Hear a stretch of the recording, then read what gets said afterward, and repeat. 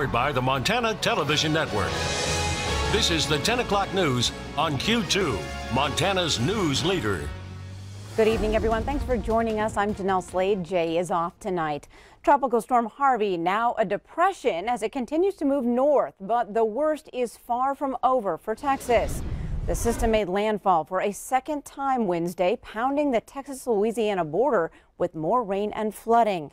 Well, teams of volunteers have stepped up to help in the latest shelter open for evacuees. The death toll has now risen to 21. Meg Oliver has the latest from Houston, Texas. While the threat of heavy rain for Houston has ended, Harvey is still making its presence felt in the Lone Star State. The unrelenting storm system made landfall for a second time Wednesday, unleashing high winds, rain, and flash floods in the coastal communities of Port Arthur and Beaumont. All my years on this earth, I've never seen anything like this. This is very devastating. In all, the National Guard and the Coast Guard have rescued nearly 13,000 people. Nearly 300,000 homes and businesses have no electricity. Harvey has also driven about 32,000 Texans into shelters. You must be so tired.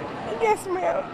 Among them, Lynetta Woodley, a mother of 4, who arrived at the NRG shelter earlier in the day. It's like right now you got somewhere to sleep, but you don't know where you're going after you leave here.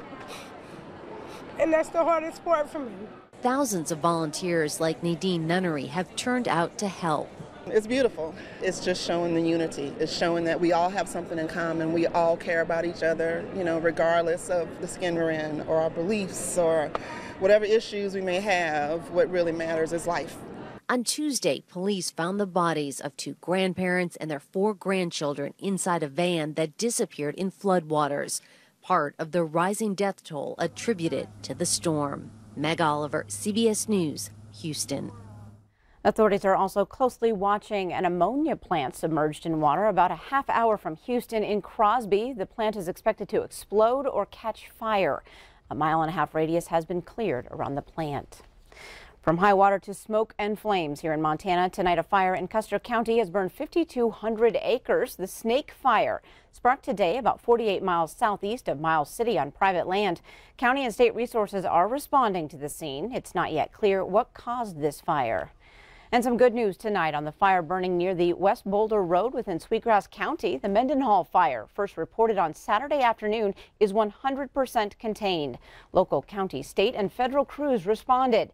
Fire resources will demobilize Thursday, and the scene will be turned over to Sweetgrass County Fire Chief Novotny tomorrow at 6 a.m. Bob McGuire joining us now to show us tomorrow's smoke forecast. And Bob, it is not looking good. Yeah, the National Weather Service came out with a nice graphic, and I thought I'd share with you tonight. It kind of basically shows you where we're at today and where we're going tomorrow. Let's take a look at it as we go to the graphics. We're going to do that, aren't we? That is the 7-day forecast. Let's go back a little bit and see if we can find, go back even a little bit farther here. Right there, we're going to go to it. Here it comes right there. There's your smoke forecast, and what we're going to see here is today's concentration of smoke across the western half of the state. You'll notice in Billings not that much smoke here, but tonight and tomorrow another weak cold front pushes through. Going to take that smoke from the west and actually push it all the way into the Billings area sometime tomorrow morning. And then after that, we still have a red flag warning that started in the western part of the state, goes all the way up to the High Line. Won't go to the Billings area, but what it will do is produce some more scattered showers and thunderstorms, and those thunderstorms could create lightning, which then also could create some more wildfires in that part of the state. So it's going to be an interesting next couple of days. Tomorrow's going to be another smoky day throughout most of the Billings area. Jeanelle? All right, thanks, Bob. Smoke-filled skies are doing a number on some Montana businesses this summer. The latest location shrouded, Lake McDonald Lodge in Glacier National Park. For the first time ever, the iconic lodge will close early this season. New tests show dropping air quality. The hazardous conditions are a big concern for the safety of employees who live on site, and so they spend more time in the smoke. The lodge usually closes around the end of September. 4 western Montana teenagers accused of starting a fire that destroyed over a dozen homes near Hamilton last summer will not face jail time. 3 of the 4 were charged with felony and misdemeanor negligent arson. Charges against a 4th person, a minor, were dismissed. Prosecutors say the group left a campfire unattended. Now, that choice led to the devastating 8,500-acre Roaring Lion fire that destroyed 16 homes and cost more than $9 million to fight. In a plea deal, they each agreed to a 5-year deferred sentence, 100 hours of volunteer work with the National Forest Service, and 10% of their annual salaries for the duration of the sentence. Well, one of 3 people accused in the gruesome murder of a Crow Agency woman burned alive last year admitted today she helped. Q2's Asia Gore was there to tell us more about today's courtroom confession. Asia. Jeanelle, investigators have long believed the victim was beaten unconscious before she was set on fire. But today, Angelica Whiteman said the victim was awake for the horrific assault. Whiteman pleaded guilty to aiding and abetting in first-degree murder, which carries a mandatory life sentence. But prosecutors say if Whiteman provides substantial testimony against 19-year-old DeMarzio Sanchez, she could see as little as 25 years behind bars. Whiteman sobbed as she told the judge she beat Ride's horse and helped strangle the victim. Whiteman and Sanchez offered the victim a ride home from the Kirby Saloon. During the ride, Whiteman and Ride's horse got into a verbal altercation, and Whiteman says she wanted to kick Ride's horse out of the vehicle and make her walk home. But instead, Sanchez drove to a remote location and ordered the victim out of the vehicle. Whiteman says Ride's horse was beaten and then strangled by Sanchez with a bandana before he demanded Whiteman take over. Whiteman admits she strangled the victim, but says Ride's horse did not lose consciousness. Sanchez then allegedly stripped the victim, doused her with gasoline, and set her on fire. The victim died 3 months later in the hospital. A third suspect, Frank Sanchez, is awaiting sentencing for accessory to murder. Sentencing for Whiteman is set for January. Jeanelle? All right, thanks, Asia. Now, prosecutors noted even if Whiteman testifies against Sanchez, the state does not have to recommend a lesser sentence. Well, the state budget picture is not improving, and as Q2 first reported last night, now Governor Steve Bullock is asking agencies to submit plans to cut up to 10% of their budgets. It also looks like at least some of those plans will take effect this year. The governor's budget director made the formal request to all state agencies today and wants the plans by next Friday. Dan Villa says the state needs to cut $227 million from its $4.6 billion budget to get things back in balance. He says ballooning firefighting costs and bad tax revenue estimates are to blame for the budget shortfall. Republican lawmaker Nancy Balance of Hamilton says the Democratic governor is taking the right steps to balance the budget for now. She says there's no need for lawmakers to come back into special session to approve new taxes to prevent cuts. There is and was no appetite for any sort of revenue adjustments or revenue enhancements by the majority. This is the place we find ourselves in.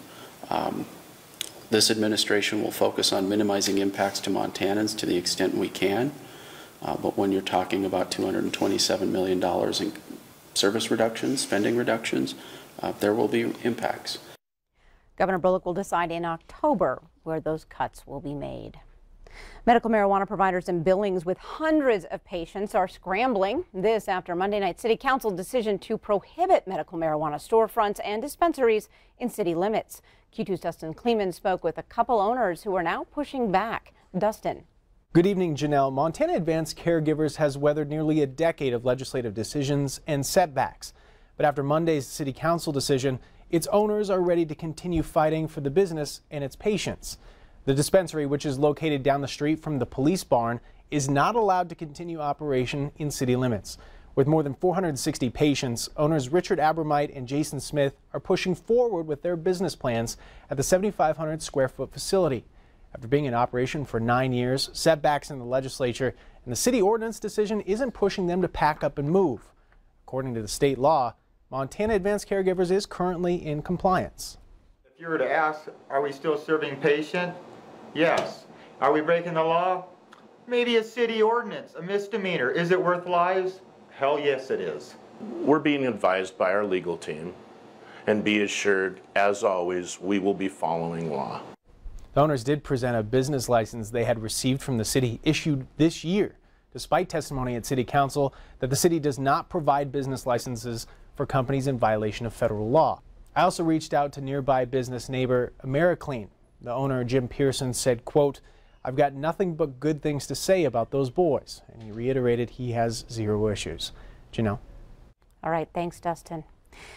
In other news, a bear that created a big stir in the Billings Heights and on the Q2 Facebook page this morning has been euthanized. Billings police located the bear in a backyard at Ahoy Avenue and Bench Boulevard just after 7 a.m. Wardens with Montana Fish, Wildlife and Parks arrived about an hour later after they shot the bear with a tranquilizer. It climbed a tree in the backyard before falling to the ground. Bob Gibson with FWP says the bear was put down because it had internal injuries that would prevent it from surviving the wilderness. He said those injuries were likely caused by today's events. He reminds people to keep their properties free of all bear attractants. Gibson explained this is the time of year when bears are trying to gain weight for the winter. It's likely the bear found reliable food sources in the city limits and would not move on. Still to come on tonight's 10 o'clock news, the Montana Business Hall of Fame is in the business of recognizing important members of our community, and business is good. And coming up later, as we approach the anniversary of her death, Princess Diana's iconic dresses aren't losing their place in the spotlight.